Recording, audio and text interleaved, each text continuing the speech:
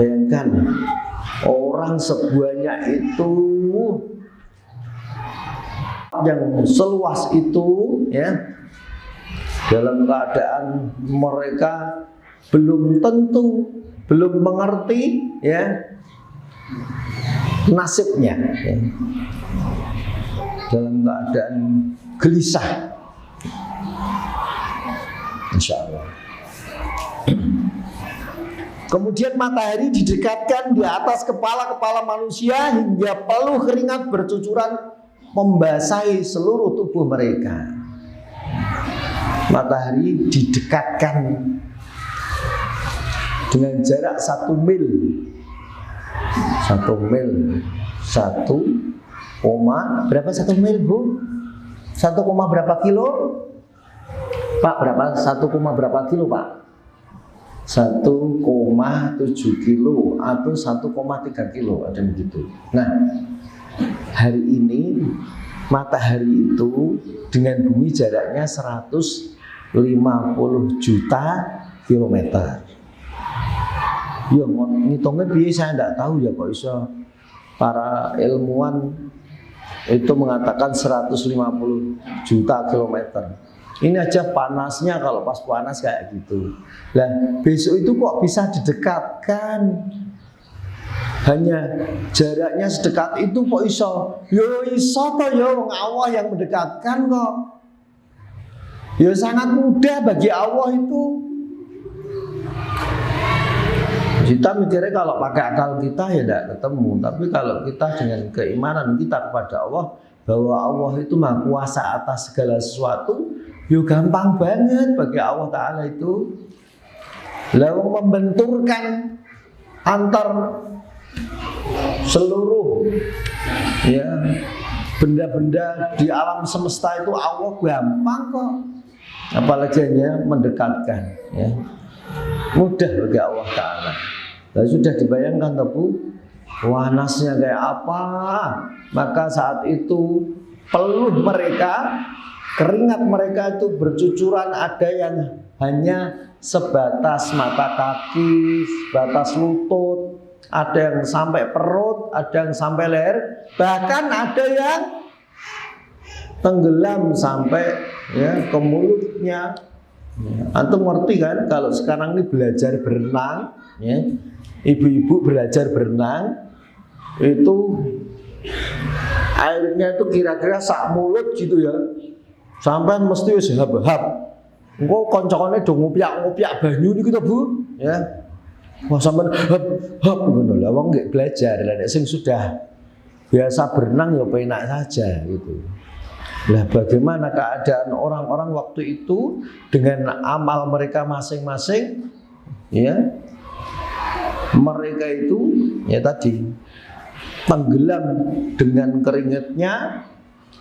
Mereka ada yang sampai lutut, ada yang sampai perut, sampai leher, bahkan tenggelam itu sesuai tergantung dengan amalnya masing-masing, ya. Maka saat itu kita sangat butuh naungan Allah Ta'ala, sangat butuh lindungan Allah Ta'ala dalam penantian, ya, menuju hisabnya Allah Ta'ala. Nah, saudara-saudaraku rahimakumullah, kemudian yang pertama, mereka yang mendapat perlindungan, mendapat naungan di saat genting seperti itu, yang pertama adalah seorang imam yang adil. Imam yang adil. Imam yang adil yang dimaksud dalam hadis ini adalah seseorang yang diamanahi ngurusi urusan orang banyak, bukan kepala keluarga, ini bukan, ya. Tapi kalau mau dipersempit ya bisa, tetapi hadis ini hitopnya adalah para pemimpin yang ngurusi urusan umat. Imam yang adil yaitu, ya, yang mempunyai kekuasaan besar seperti raja, presiden, atau ngurusi urusan-urusan kaum muslimin. Yang dimaksud adil yaitu seorang imam yang tunduk patuh dalam mengikuti perintah Allah Ta'ala dengan meletakkan suatu pada tempatnya. Jadi yang pertama kriteria imam adil itu adalah mereka tunduk patuh dalam menjalankan perintah Allah Ta'ala. Mereka meletakkan sesuatu pada tempatnya, itu namanya adil, ya. Jadi mereka yang pertama patokannya tunduk dan patuh pada syariat Allah Ta'ala. Yang kedua yang dimaksud imam yang adil itu adalah seorang imam yang menegakkan tauhid. Ini harus dipahami betul, ya. Imam yang menegakkan tauhid dan menjauhi semua perkara syirik. Kenapa?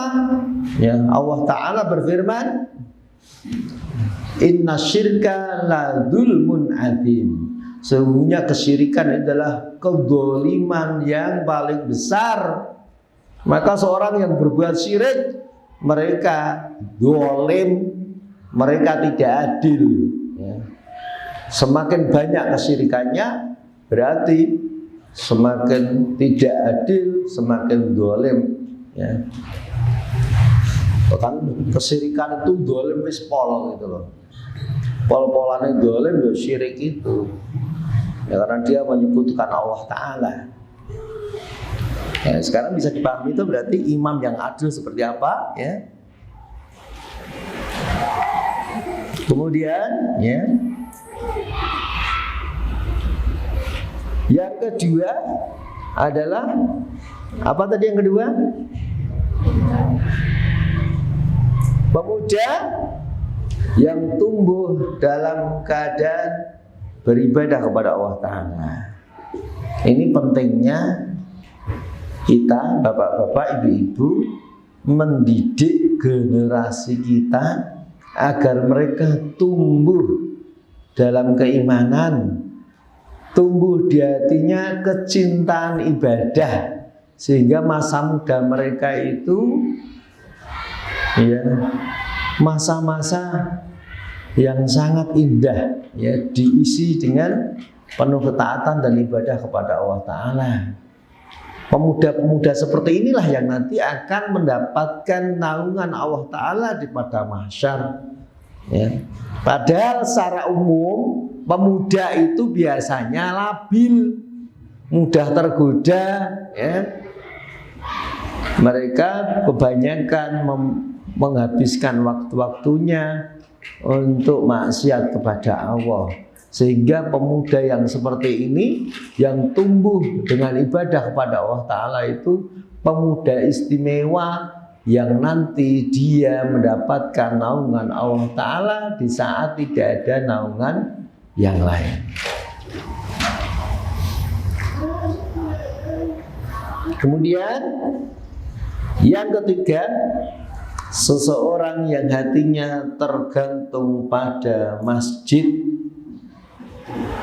Dalam riwayat yang lain, wa rajulun kana qalbu mu'allaqun fil masajid, mu'allaqun fil masajid idza kharaja minhu hatta ya'uda ilaihi. Kalau ini berarti konteksnya umum, ya. Seseorang laki-laki yang hatinya senantiasa terpaut dengan masjid, terikat dengan masjid. Jadi seolah-olah hatinya itu seperti lentera itu, lampu yang ada di dalam masjid. Kemana saja dia rindu dengan masjid. Kalau orang rindu itu kan nanti pasti akan kembali lagi, ya. Dan ini istimewa, ya. Maka disebut salah satu golongan yang nantinya akan mendapatkan naungan Allah Ta'ala. Jadi golongan ini berarti ya bisa banyak, ya, bisa berjuta-juta kalau mereka hatinya senantiasa terikat dengan masjid, sehingga sesibuk apapun mereka, ya, itu senantiasa begitu panggilan Allah datang dari masjid, dari tempat-tempat yang diserukan adzan, dia akan bersegera untuk mendatanginya. Iya, orang itu biasanya meninggalkan sholat, menunda sholat, sholatnya tidak khusyuk gara-gara apa? Gara-gara apa, Bu? Jualan, bisnis, ya. Maka di dalam Quran disebutkan oleh Allah Ta'ala, rijalun la tulhihim tijaratun wala bai'un an dzikrillah. Seorang yang hatinya tidak dilalaikan dari mengingat Allah, di situ maksudnya adalah sholat. Ya, karena apa? Yang melalaikan orang dari sholat itu adalah masalah jual beli, bisnis, ya, pekerjaan-pekerjaan. Orang kok sholatnya tidak khusyuk gara-gara jualan. Aduh, sholatnya naik suwi-suwi, engko sing tuku selek do lunga. Apa meneh? Orang menunda sholat, wes ngosek lah, iki sing tuku gak akeh. Ini wes ngono kuwi pokoke. Emang ujiane wong dodol ngono kuwi kok jam-jam sholat itu lho. Sing tuku malah akeh. Mau nggih urung jam sholat ki dinteni ora ana wong teko. Iki wis jam-jam sholat malah akeh do teko. Itu dalam apa saja, pokoknya pekerjaan kadang-kadang begitu. Dan saya nggih tukang becak juga kadang begitu. Nongkrong ning pertelon ngenteni penumpang rak teko-teko. Bareng adzan malah ana penumpang teko. Lah ngono kan gabut toh. Maka orang yang bisa ya mengendalikan itu, nyuwun pangapunten nggih, saya tak sholat dulu. Ini silahkan kalau jenengan pengen tumbas ten mriki nggih jenengan tanggo, mangke kalau tak jamaah sik, mangke kira-kira nggih 10 menit atau 15 menit kula balik mriki melih. Nggih, tapi nek jenengan kesusu nggih monggo tumbas liyane mboten napa. Supir becak juga begitu. Pak nyun sewu niki wis adzan niku. Bu nyun pangapunten niki pun adzan. Nek jenengan kersa nggih dintosi, tapi nek mboten kersa niku tasih kata kata becak liyane monggo. Nah, seperti itu. Orang ya kadang-kadang enggak sholat karena apa?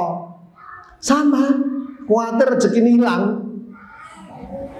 Khawatir rezekinya diambil orang, sehingga kadang orang enggak sholat. Nah, untuk bilang dari maka orang ya yang hatinya senantiasa terikat dengan masjid untuk ibadah kepada Allah Ta'ala itu istimewa, terutama sholat jamaah.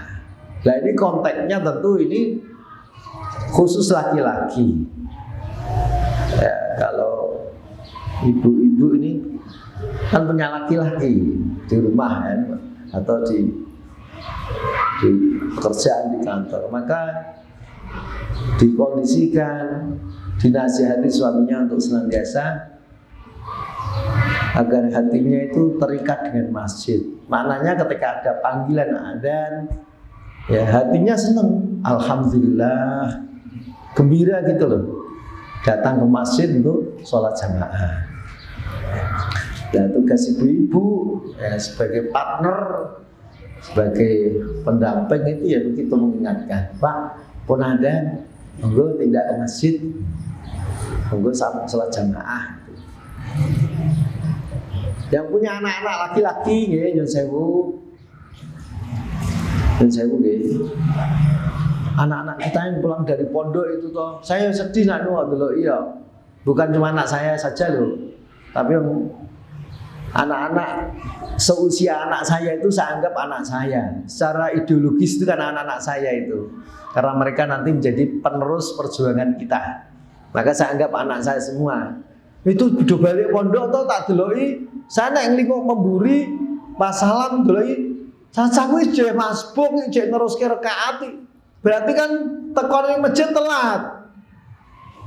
Mereka tidak datang awal waktu sehingga sholat jamaahnya terlambat dan harus membayar kekurangan rakaat, itu namanya masbuk. Ya Allah, berarti hatinya itu belum terikat dengan masjid. Wong ning masjid kok ngenteni komat, ya Allah. Ada alah paling jesuwi. Paling imam iki je ana tamu. Paling imam je mangan, ya. Paling imam je ngobrol karo bojone, malah suudon karo imame. Begitu datang panggilan adzan sudah bismillah tawakkaltu ala Allah. Bahkan saya pernah mendapatkan nasihat meskipun itu kalau di runut tidak ada asarnya. Ketika kita berangkat ke masjid itu menunjukkan ketaatan kita kepada Allah, menunjukkan kecintaan kita kepada Allah itu dengan mendatangi masjid itu labbaik Allahumma labbaik, ya Allah kami mendatangi panggilanmu ya Allah. Itu sebab hati kita ini lebih tunduk, ya, lebih semangat ketika menyambut panggilan Allah Ta'ala. Orang-orang seperti itu, ya, adalah orang-orang yang insya Allah dengan janji Rasulullah SAW, ya, akan mendapatkan naungan di saat tidak ada naungan lainnya. Kemudian yang nomor 4 adalah orang yang saling mencintai. Wa rajulun tahabban fillah, dan wa rajulani, dan dua orang yang saling mencintai karena Allah Ta'ala. Dia berkumpul dan berpisah karena Allah Ta'ala. Maknanya karena Allah Ta'ala itu adalah mencintai karena sama-sama di jalan Allah. Berarti tidak ada kaitannya dengan urusan dunia, Bu. Tidak ada urusannya dengan bisnis, Pak. Kita ini kan begitu, bersatu karena ada kesamaan bisnis, saling membutuhkan di dalam hal bisnis gitu, ya. Saling menolong, saling membantu untuk memasarkan dagangannya, akhirnya menjadi dekat, jadi akrab kan begitu. Enggak, yang di sini ini dalam hadis ini orang yang dijanjikan oleh Allah Ta'ala akan mendapatkan naungannya di hari akhirat adalah mereka yang saling mencintai semata-mata karena Allah, karena sama-sama di jalan Allah, di jalan kebaikan, di jalan perjuangan. Yakni apa? Sama-sama senang ngaji, sama-sama senang taklim, sama-sama senang, ya, jamaah di masjid. Itu mereka, ya. Jadi mereka mencintai, saling suka, saling akrab, saling tolong menolong itu semata-mata karena mengharapkan wajahnya Allah, ya, bukan urusan dunia. Sehingga kalau kita ini kecentok sitik dalam masalah urusan dunia, tidak menyebabkan kedekatan mereka, kecintaan mereka itu menjadi renggang. Lah kita kan gitu toh, ane akrab gitu toh, rono-rono bareng boncengan, ya.